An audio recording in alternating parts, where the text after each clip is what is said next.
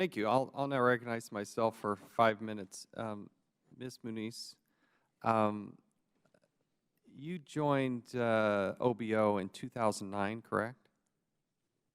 Yes, that's right. And then you became the director in 2011. I believe that's right. My understanding is you went to the ribbon cutting there in Kabul in 2010. I believe it was a groundbreaking. Groundbreaking. 11. So groundbreaking. Since you've been the director, have you been back to Afghanistan? No, not since I've been director. This is our biggest project in the world, correct? One of our biggest. What's bigger than this, cost-wise? I would say there are several that are on this scale, including Islamabad. Have you been to Islamabad? Yes, I was there with Assistant Secretary Starr in November. And you think that's going to be in excess of $2 billion? No, that won't be in excess of $2 billion. So is there any in embassy terms of complex that's going to be bigger than this? This is $2.17 billion.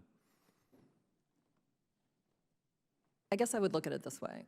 We have a number of high-level and critical projects in the department. All right. Kabul, Baghdad, Islamabad, the security improvements that we're making at our consulates in Peshawar, Lahore, Karachi. We cover the world. I have been to all of those places. And we're going to have you come back and talk about Mexico at some point, because I would like you to spend some more time. I know you were recently in Mexico City, but some of those consulates in Tamaulipas. But we'll come back to that. Is there a strategic facilities plan for the Kabul embassy construction? So I'm very glad you asked about this strategic facilities plan. I think it's important to note that the policy that the GAO referred to, which had been suspended, applies not at all to the type of project that is Kabul effectively. And I'd like to quote from the policy that was revoked. I'd also like to highlight the fact that you mentioned that this was adopted in the 90s and was just recently suspended. It was repealed because the process had been superseded by an improved process. But in the time in which it was in place, only 16 of these facilities master plans have been done. So let me go first to quote what they do and explain why Kabul was not an appropriate place in which to do this sort of a facilities plan. And then I can talk to you about the type of planning we did do. The long-range facilities program will be directed at those posts not covered in OBO's regular capital or security capital programs. The long-range facility program is intended to provide a clear definition to post requirements such that stakeholders and decision makers have the relevant data prior to making decisions to fund and execute projects. The decision based on the growth in staff and the growing needs of our platform in Kabul we had already made the decision that we were going to invest in growth in Kabul. The long-range facilities plan was a tool that was developed to address those posts with nagging infrastructure and deferred maintenance needs that were never making it onto our program lists. Now back to the question of whether planning was conducted, which I think is a very valid question. At the time that we developed the scope for the Embassy Kabul compound, a comprehensive plan was done for that compound as a standalone facility, assuming a continued DoD presence until modifications or drawdowns were made to that presence. So it was master planned. That plan was designed and is currently being executed. That said, things do get messy when you're working on an occupied compound around hundreds of temporary facilities where you're squeezing the construction project in amongst those. But yes, a master plan was conducted, it was developed, it was designed, it's being built. There are ongoing reviews of what needs to be done in that environment because in the 6 years since the award of that project, we have had to do continuous relooks with Post, with the Bureau, with DS about what are new needs, what are evolving needs in a situation that is continually evolving. But we started with a master plan and will continue to make modifications to that plan until we have the right combination of facilities and security features in place in Kabul. I appreciate that lengthy answer, and I beg some indulgence here from my colleagues here as we now start to ask some questions. Is that master plan something you can provide to this committee?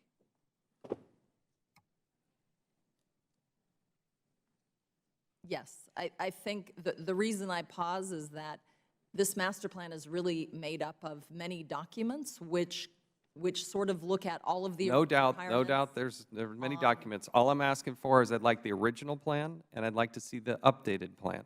Because to hear you say it, there's no problems. But to hear Mr. Courts and Mr. Hayes, you're spending hundreds of millions of dollars in addition to what was originally planned. You're 3 years behind schedule. We have people living in temporary facilities that aren't secure. Let me read part of this, page 16 of this GAO report. Between 2009 and 2010 contracts, states should have conducted 4 cost containment studies and 6 risk assessments. However, for the 2009 contract, state confirmed that it not conduct either type of assessment. You, in your written statement, wrote, "I reject the notion that more thorough cost or risk assessments would have had a material impact on the cost or schedule of the Kabul embassy project. Instead, I would argue that additional assessments would have risked further delaying the delivery of permanent facilities." You went on to say the cost increases in project delays were not avoidable. You also said the GAO has also suggested the Kabul project was not appropriate plan to take into account the mission's needs in the maximum extent possible. We're left begging, who should we believe? We have a very independent, they don't seem to have an agenda of GAO.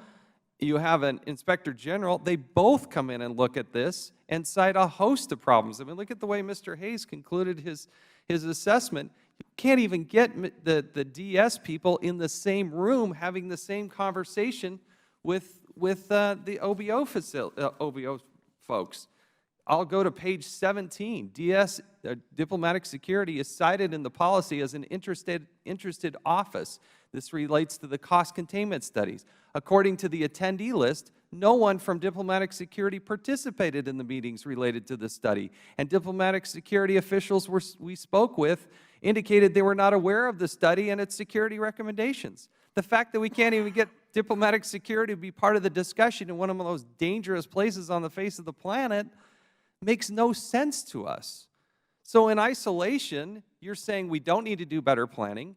We have a great facilities plan, but I've got 2 independent groups that have looked at this over the course of more than a year saying you're wrong, that there is a big problem. We in Congress are looking at funding this to the tune of more than $2 billion. You're coming in 3 years late. We got people who live there that aren't secure, and you still have hundreds of millions of dollars in front of you that you need to spend. We've always known that Afghanistan's dangerous. There is no doubt that it has been dangerous and will continue to be dangerous. I have been there. It is a fortress of cement. It's a very difficult thing. We got people that we love, that we care about, that are sacrificing their lives and their families and sacrificing for this country, and they're living in a hooch that is substandard and not secure. So I have gone way past my time here, but I struggle to figure out, since you became the director, even the deputy director, why do you think things are going better? Because every metric I'm looking at is worse in this particular case. Every one. Name one thing that is going better in Afghanistan since you became the director.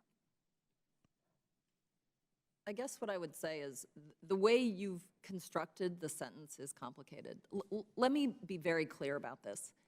Kabul and Afghanistan are incredibly complex, continually evolving environments. The security situation has deteriorated. The numbers of desks have gone up. The movement and post needs in and around an ongoing construction project have continued to evolve.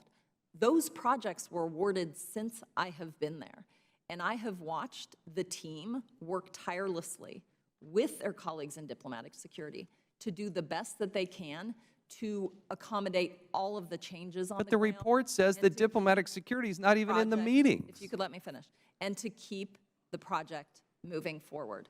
With respect to your comments on the value engineering study, which I think is a valid point, diplomatic security was invited to that meeting. There were no diplomatic security items that were added to the value engineering list. Had there been, we would have gone back to our colleagues at Diplomatic Well, Security. they can't add them to the list if they're not even in the meeting. That's the point of having them in the meeting, is to get their perspective in a high-risk assessment. We've been there for more than a decade. I have blown past my time. I want to give Mr. Kortz and Mr. Hayes an opportunity to offer some perspective, and then I need to allow other members to ask questions. Mr. Kortz. Sure. Well, I would just first acknowledge that Kabul is indeed a very challenging environment, and there's no way to completely eliminate all risk, especially in a place like Afghanistan, and that is precisely why adequate cost containment and risk assessment is so important in a place like that, where the impact of the cost and schedule is so much greater when problems are encountered. And I think if State had followed its own policies earlier, for example, as part of the 2009 contract, it probably could have better managed risk. It may not have eliminated all of the risk, but it may have better managed some of it. And if they had done that earlier, it would at least have given State a chance to develop mitigation strategies prior to soliciting the 2010 contract. I would also note that when they did do a risk assessment and cost containment study for the 2010 contract, they did identify a number of risks, some of which did indeed come to pass. One of them was a potential problem with the sequencing of the two contracts. Another was the potential loss of the Afghan Ministry of Public Health site that my colleague mentioned. So there were a number of things that were not unpredictable. State actually did predict those problems. Thank you. Mr. Hayes. Well, first of all, both the findings of our report and the GAO pretty much mirror each other. We were concerned about the lack of an overall plan that projected out into the future. We were concerned about the security of our people and the compound. When we came back, we raised these issues. There was tension in the field between DS and OBO and between the field and Washington. We addressed those both to Director Munoz and to Greg Starr. They had agreed at that meeting to improve coordination and collaboration. At a later date, in a meeting with Director Munoz, she even established a working group of her senior colleagues to work with senior colleagues in DS. We believe that the coordination is improving, certainly in Washington. We're not able to speak to the relationship in the field anymore since we left. Thank you. Now recognize Mr. Cummings for an exceptionally long period of time.